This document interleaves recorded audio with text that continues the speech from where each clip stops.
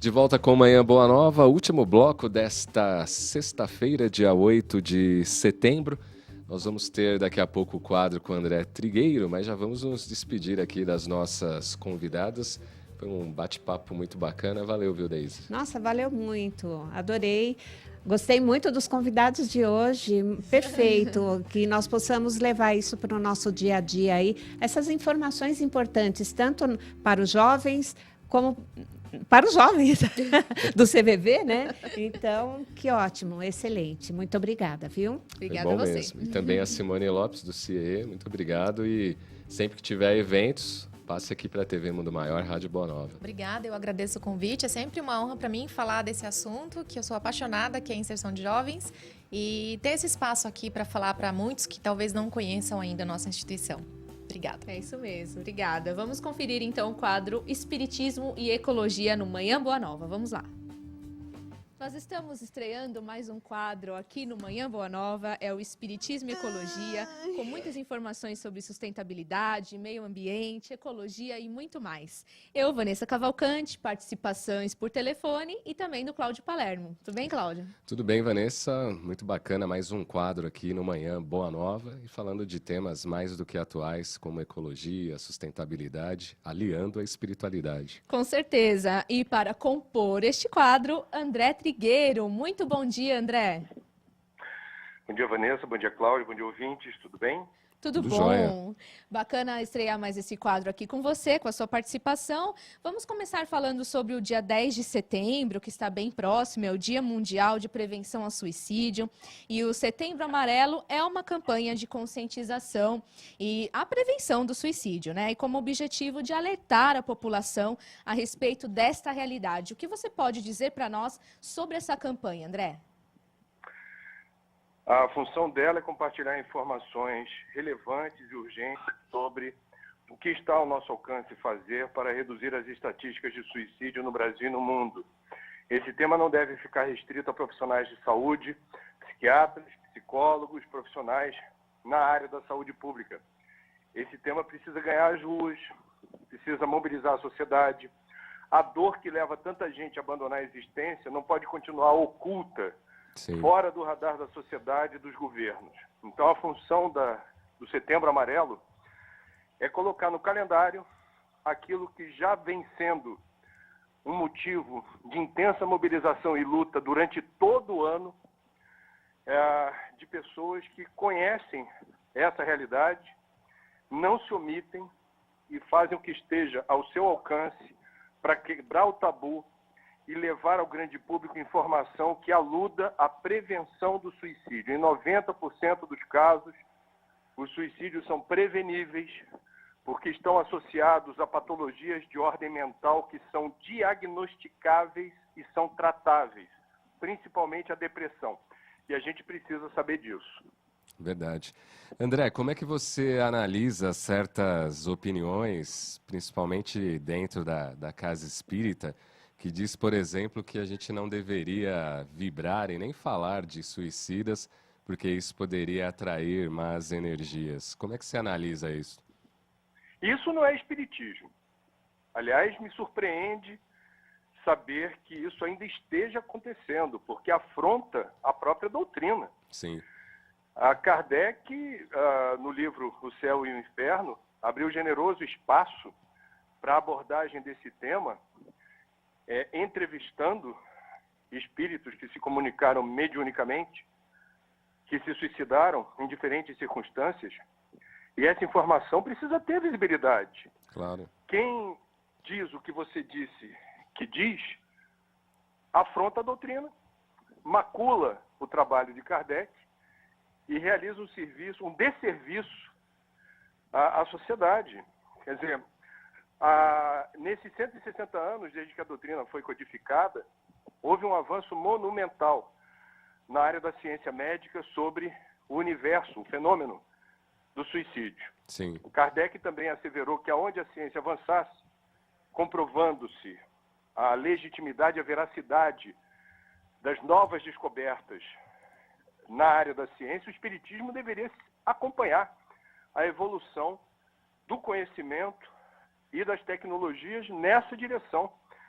Então, É medieval esse pensamento, não combina com o espiritismo, e quem, em nome do espiritismo, defenda o atraso, o obscurantismo, o sectarismo, macula a imagem do espiritismo. Segundo dados que nós temos pela internet, né, o suicídio ele passou a ser tratado como um problema de saúde pública em 1990.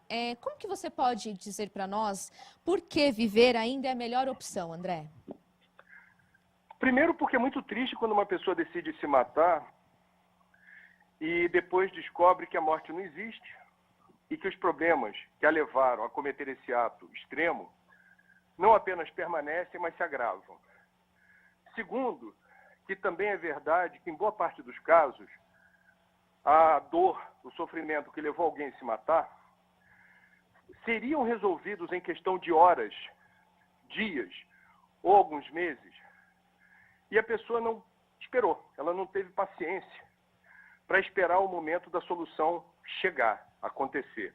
Sim. Terceiro, que hoje nós temos redes assistenciais, seja na área da psicologia, seja na área da psiquiatria, seja na assistência a partir de organizações como o CVV, que promovem a autoestima, o alívio, a serenidade, o equilíbrio, a harmonia, e fazem com que a ideação suicida desapareça. Então a gente precisa ter muito cuidado para reconhecer que não é verdade que uma pessoa que decida se matar estará irremediavelmente condenada a fazê-lo. É preciso interceder com informação sobre aquelas psicopatologias associadas ao suicídio, principalmente a depressão, mas uso de drogas lícitas ou ilícitas, transtorno de personalidade, transtorno de ansiedade, esquizofrenia e tantos outros males associados ao risco suicida, que quando a gente conhece os sintomas, quando a gente tem acesso à informação que demonstra a vinculação dessas patologias ao risco suicida, a gente se prontifica a ajudar, encaminha, facilita o acesso aos especialistas que poderão ajudar essa pessoa a se livrar dessa dor e desse sofrimento que a gente precisa respeitar, mas a gente tem o dever de fazer o que estiver ao nosso alcance para que essa pessoa não se precipite na direção do suicídio, que não pode ser entendido jamais como uma solução. Todas as grandes religiões e filosofias espiritualistas do Oriente e do Ocidente afirmam a mesma coisa sobre o suicídio. Ele jamais representará alívio ou solução para os problemas. Verdade. André, eu queria saber a sua visão, porque por mais informação que a gente tem, as campanhas que estão sendo feitas anualmente, e vários veículos de mídia, como a TV Mundo Maior, a Rádio Boa Nova, sempre vem tocando neste ponto da prevenção, mas a prática ainda é um pouco distante daquilo que seria o ideal. Eu digo isso porque, até dentro de parâmetros da minha família, de pessoas que cometeram suicídio, e o modo como a família, aqueles que ficaram, lidam com isso, é sempre a forma de esconder, de não tocar no assunto. Por que você acha que ainda tem esta distância entre aquilo que seria o ideal e a prática do dia a dia, em que as famílias acabam colocando o assunto debaixo do tapete? É justificável o luto. Todos nós precisamos de um tempo para nos refazermos desse baque, da violência desse ato, que machuca muito. Sim. Portanto, é compreensível que as famílias, os amigos próximos passem um período necessitando de silêncio, de reclusão, para tentar buscar forças para seguir em frente.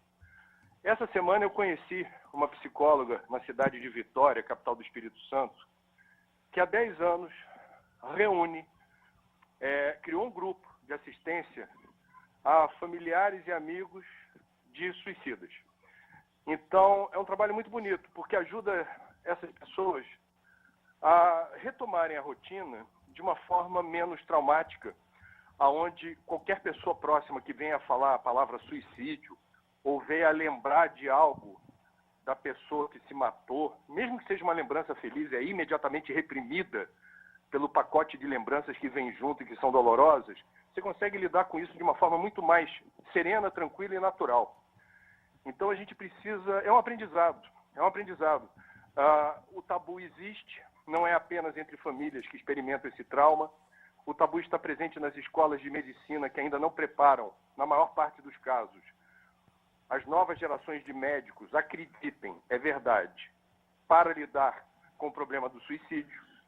Os médicos não sabem qual a melhor forma de atender e acolher uma pessoa que realizou uma tentativa de suicídio ou que tem a ideação suicida, fica pensando em suicídio o tempo todo.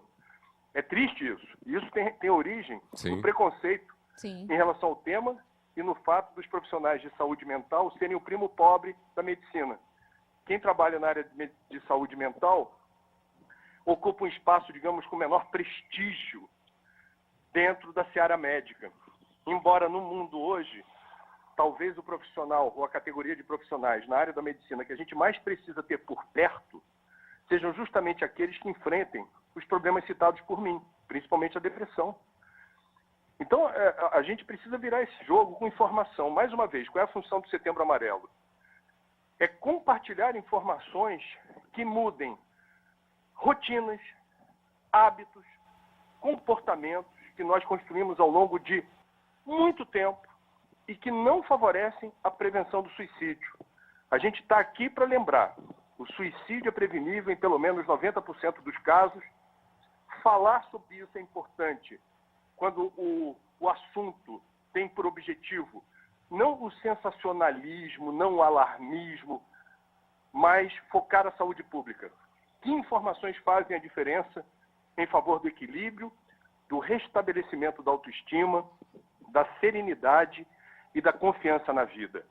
É para isso que existe o Setembro Amarelo. Muito importante falar sobre o Setembro Amarelo, e nós temos uma informação que ela diz que o estado do Rio Grande do Sul tem mais casos por habitantes e o do Rio de Janeiro menos. Você concorda com essa afirmação e por quê, se você acha que sim, André? Bom, existe um fato estatístico que é esse, do Rio Grande do Sul liderar, em números absolutos ou relativos, a incidência de suicídio no Brasil. Eu tenho amigos gaúchos que também lembram que a forma como as unidades de saúde desse estado reportam, notificam os casos de suicídio, é mais honesta e precisa do que em outros lugares do Brasil, onde as estatísticas estariam defasadas por problemas no momento em que você realiza a notificação. Na área da medicina, usa-se a expressão subnotificação para relatar a defasagem entre o número real de casos e o número que aparece nas estatísticas. Certos acidentes com armas de fogo são suicídios, certos acidentes de trânsito são suicídios, certas quedas acidentais são suicídios. E no Rio Grande do Sul, portanto, haveria um cuidado maior na hora de reportar a causa-mortes no atestado de óbito. Agora, eu acessei, certa vez, uma tese de doutorado de um importante psicólogo que assina a Política Nacional de Prevenção do Suicídio que o Brasil tem desde 2004, que investigou justamente a incidência elevada de suicídios no Rio Grande do Sul. Há alguns fatores interessantes associados ao risco suicida por lá. Um deles é a indústria tabagista, que usa muito agrotóxico sem que os agricultores cooperativados que fornecem fumo para Souza Cruz, principalmente, tomem os cuidados devidos na proteção em relação a esses venenos. Então, eles manipulam o veneno que desprende substâncias voláteis que, uma vez inaladas, precipitam a pessoa por conta de uma confusão da bioquímica do cérebro, que é afetada por esse veneno. A pessoa mergulha em depressão e se mata. E é um processo relativamente rápido. Um outro fator de risco associado ao suicídio no Rio Grande do Sul precisa ter mais pesquisa para a gente depurar isso melhor e afirmar com mais certeza. Sim. Mas uma hipótese é um estado que tem muitos imigrantes que trazem da Europa, principalmente, a rigidez comportamental. Então, é um processo educacional muito duro, muito rígido, onde sim é sim, não é não, e entre o preto e o branco não tem o cinza. As coisas são de uma coisa ou outra, não tem meio termo. Entendi. Por exemplo, a palavra jeitinho, que tem uma conotação negativa aqui no Brasil, mas que revela uma certa flexibilidade que o brasileiro tem para lidar com normas e regras, nesse caso específico, seria bem-vindo para a pessoa ter mais fôlego, mais, eu diria, capacidade de reagir à vida sem tanta dureza ou determinismo. Uhum. Então, certas culturas rígidas oprimem os mais jovens. E esses mais jovens, e até mesmo aqueles com mais idade que foram criados desse jeito, por vezes não conseguem ver luz no fim do túnel, não conseguem resolver seus problemas de uma forma satisfatória. Cobram resultado imediato, quando não enxergam resultado rápido, sofrem, se sentem humilhados, se sentem derrotados e precipitam o retorno à pátria espiritual em circunstâncias lamentáveis. Infelizmente. Então, são as explicações assim não definitivas que aludem à estatística de suicídio no Rio Grande do Sul. Legal. André, sexta-feira você está de volta para a gente falar mais. Vamos falar mais de ecologia e espiritualidade, mas aproveitando aí a proximidade do dia 10, a gente resolveu falar justamente sobre a prevenção do suicídio. Eu agradeço aí mais uma vez a sua participação. Eu agradeço, lembro que o suicídio é um desastre ecológico, portanto, faz parte da luta ambientalista a preservação da vida em todas as suas resoluções. E o meio ambiente começa no meio da gente. A gente precisa prestar atenção na forma como a gente lida com as circunstâncias difíceis da vida, e a gente precisa ter uma postura, eu diria, menos, rígida diante dos problemas, dos obstáculos, das situações em que a gente se sente humilhado, da situação que a gente se sente frustrado. Faz parte da vida. Sim. O sofrimento é inerente à existência. E quem tiver com a demanda de desabafar, porque desabafar ajuda a gente a recuperar o prumo, liga para o CVV 141 ou procura no site do CVV o serviço online, cvv.org.br. Você vai encontrar também por aí uma chance de se sentir melhor. O que não falta é opção. A gente precisa procurar. Com certeza. Obrigada pela participação, André. Tudo de bom, ótima semana para vocês. Até a próxima, então, no próximo quadro, na semana que vem. Até mais. Isso aí, participação de André Trigueiro, agora todas as sextas-feiras aqui no Manhã Boa Nova. Vamos embora? Vamos embora, Cláudio. Vamos aí para mais um fim de semana. Bom fim de semana para você. Até segunda-feira com mais Manhã Boa Nova. Até segunda, vamos que vamos. Você ouviu Manhã Boa Nova.